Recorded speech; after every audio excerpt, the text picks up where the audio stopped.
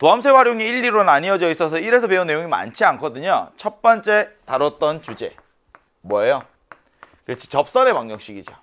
접선의 방정식. 어떤 곡선 y는 fx가 있습니다. 그때 여기 곡선에 접하는 직선이라는 건 두 개의 조건이 필요하죠. x좌표가 t일 때 그때 접점 t, ft, 곡선 위의 점과 그리고 이 접하는 직선의 기울기입니다. 기울기 역할을 하는 건 누구예요? f''t. 이때 접선의 방정식 불러보세요. y는 f''t 기울기에 x-t 더하기 ft 이렇게 되는 거죠. 그러니까 우리가 직선의 방정식을 구할 때도 점 하나와 기울기를 알아야 했던 것처럼 이제는 접점의 좌표와 그리고 무엇을? 접선의 기울기를 알아야 된다. 근데 접선의 방정식 케이스 크게 세 가지 있었습니다. 첫 번째 케이스 1 뭐였어요? 곡선 위의 점, 접점의 좌표가 주어지는 경우가 있었고, 케이스 2 이번에는 접선의 기울기가 주어지는 경우가 있었습니다. 얘가 기본 유형이죠. 접점의 좌표가 주어지면 접선의 기울기를 구하고, 접선의 기울기가 주어지면 접점의 좌표를 구하고, 어느 하나가 주어지면 나머지 하나를 구하는 순간 게임 끝이에요. 물론 곡선 위에 접점이 주어지면 이때 접선은 오직 하나 유일하지만 기울기가 주어졌을 때는 접선이 유일하지 않을 수 있다. 그치? 지금처럼 기울기가 1인 이런 접선이 두 개 생기는 경우도 얼마든지 있을 수 있다. 근데 세 번째 케이스 조금 독특합니다. 세 번째 케이스는 뭐예요? 곡선 밖의 점이 주어지는 경우. 이때는 패턴이 좀 특이하다고 했죠. y는 f't에 x-t 더하기 ft, 얘가 접선의 방정식이에요. 근데 만약에 곡선 밖에 여기 점 하나가 주어졌어. 점 P. 그럼 이때 접선 그을 수 있는 건 몇 개니? 이것도 상황 따라서 여러 개일 수 있다. 우선 이건 이해하죠. 곡선 밖의 점 A, B에서 그은 접선을 찾고 싶은데 우리가 그려낼 때에는 기하적으로 점 P에서 접선 3개 긋는 것 가능해 라고 생각하겠지만 이게 수식으로 표현하기에는 상황 자체를 다르게 해석을 하셔야 됩니다. 수많은 접선들 중에서 점 P를 지나는 애가 누구니? 이렇게 할 거지. 접선 E, 점 A, B를 지난다. 이렇게 생각을 할 거라고. 점 P에서 접선을 긋는 게 아니라 접선이 점 A, B를 지난다. 그러니 X 자리에는 A를, Y 자리에는 B를 대입하는 순간 B는 F'T에 A-T 플러스 FT 이렇게 되겠지요. 선생님 변수가 너무 많잖아요. 문자가 너무 많잖아요. 아니야, A랑 B는 뭐예요? 상수예요, 상수. 그러니까 A랑 B 숫자가 들어가고 나면 얘는 T에 대한 방정식이 주어지고 이 방정식의 실근 T를 구하는 순간 게임 끝. 실근 T가 의미하는 게 뭐니? 접점의 X좌표.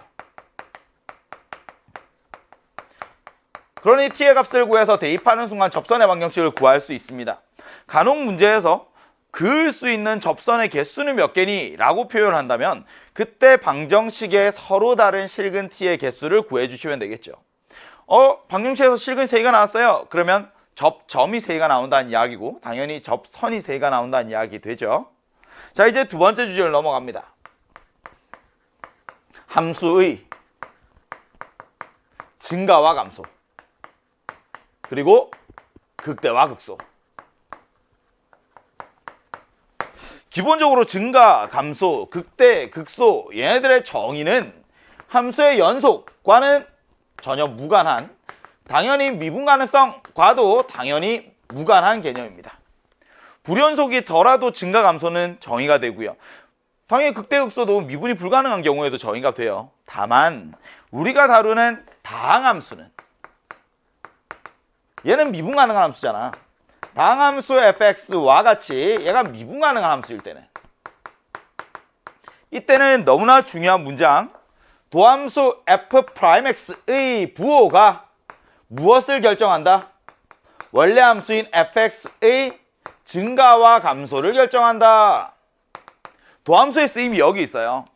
도함수가 왜 필요합니까? 도함수를 왜 배워야 합니까? 원래 함수의 그래프를 그리고 해석하고 싶은데 3차 함수, 4차 함수를 일반적으로 그릴 수 있는 방법이 없더라는 거죠. 그러니까 나는 도함수를 바탕으로 원래 함수의 그래프를 그리고 싶어. 도함수는 왜 필요해? 원래 함수의 그래프를 그리기 위해서. 도함수의 부호가 플러스입니다. 그럼 이때 당연히 fx는 증가하죠. 도함수의 부호가 마이너스입니다. 그럼 이때 fx는 감소합니다. 물론 주의. 만약에 어떤 구간에서 fx가 증가합니다 라고 해서 이건 도함수가 항상 0보다 큽니다를 의미하는 건 아니고 얘는 크거나 같습니다. 상수함수가 아니라면 미분계수가 0이 되는 순간이 존재해도 괜찮아요. 우리 fx는 x의 세제곱 하면서 예를 들어서 상황 이해했었죠? 그러면 증가 감소는 됐으니까 미분가능 함수의 극대극소는 어떻게 정의하니? 첫 번째, 도함수의 그래프가 이렇게 x축 위에 있다가 아래로 떨어졌어요. 두 번째 케이스, 이번엔 도함수의 그래프가 x축 아래에 있다가 x축 위로 올라왔습니다. 무슨 말? 도함수의 부호가 플러스에서 마이너스로 바뀌었다는 이야기지. 언제? x는 a에서. 그러면 x는 a에서 y는 fx라는 함수의 그래프를 생각해 보면 도함수가 플러스니까 증가하다가 감소해야 되겠지. 올라가다가 쫙 내려와 얘가 y는 fx, x는 a에서 극 대값을 갖습니다. 자연스럽죠? 마찬가지로 이번에는 도함수의 부호가 마이너스에서 플러스로 바뀌었잖아. x는 a에서. 그럼 도함수의 부호가 바뀌었으니까 당연히 fx는 이번에는 감소에서 증가로 바뀌지. 내려오다가 올라가는 얘가 y는 fx, 이때 x는 a에서 fx는 극소값을 갖습니다. 이제 도함수를 바탕으로 fx의 증가 감소 극대극소를 판단할 수 있어요. 그래서 내가 할 수 있어야 되는 건 뭐니? y는 fx라는 함수의 그래프를 그릴 수 있어야 돼. 여기에서 다루는 건 3차 함수의 그래프 그리고 4차 함수의 그래프가 되죠. 스텝 1, 뭐부터 해야 돼요? 우선 f'x 도함수를 구하고 얘를 인수분해해야 됩니다. 인수분해하고 나면 도함수가 0이 되는 순간을 알거든요. 이 도함수가 0이 되는 순간은 극값이 될 수 있는 후보들, y는 f'x의 그래프를 바탕으로 혹은 증감표를 바탕으로 도함수의 뭐가 필요해요? 부호가 필요해요.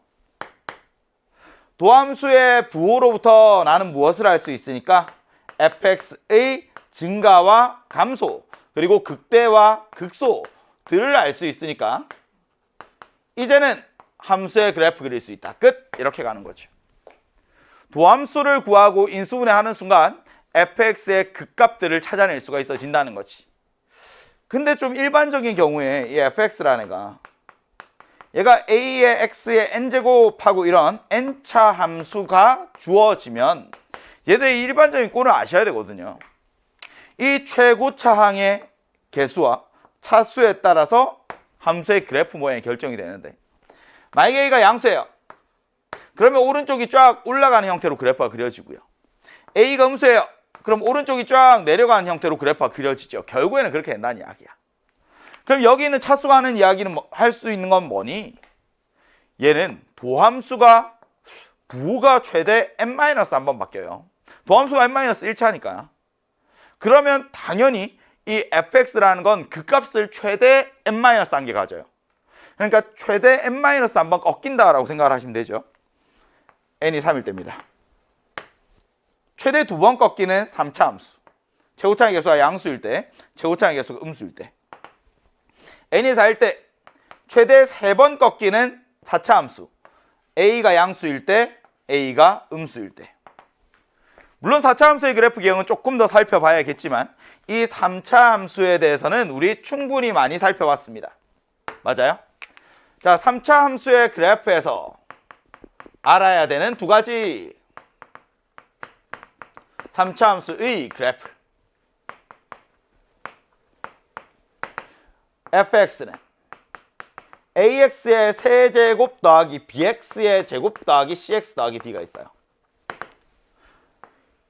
만약에 최고차이 계수가 양수면서 극값을 갖는 형태로 한번 그려보면 이 3차 함수의 그래프는 점대칭의 중심이 되는 이 변곡점이라는 애가 있습니다. 여기 직선과 얘가 어떻게 만나든 L1 혹은 어떻게 만나든 L2 이게 접하거나 혹은 서로 다른 세 점에서 만나는 이런 상황에 얘가 y는 mx 더하기 n 이렇게 될 텐데 만약에 서로 다른 세 점에서 만났어요. 교점 x좌표를 알파, 베타, 감마라고 하면 세근의 합 알파 더하기 베타 더하기 감마 얘는 항상 일정하지. 3차 항분의 2차 항 부호 바꿔서.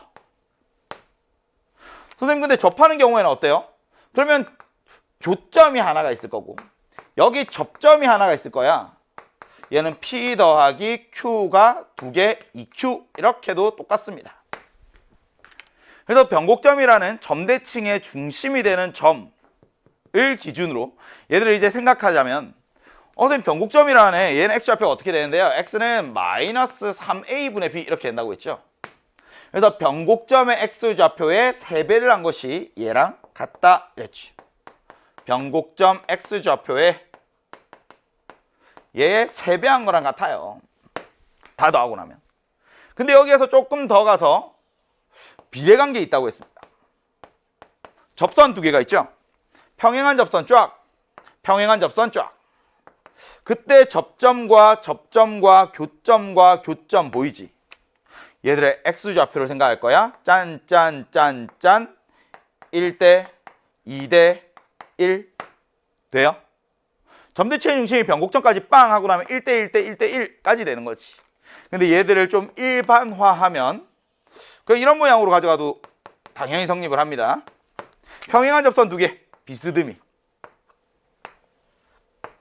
이때도 마찬가지로 여기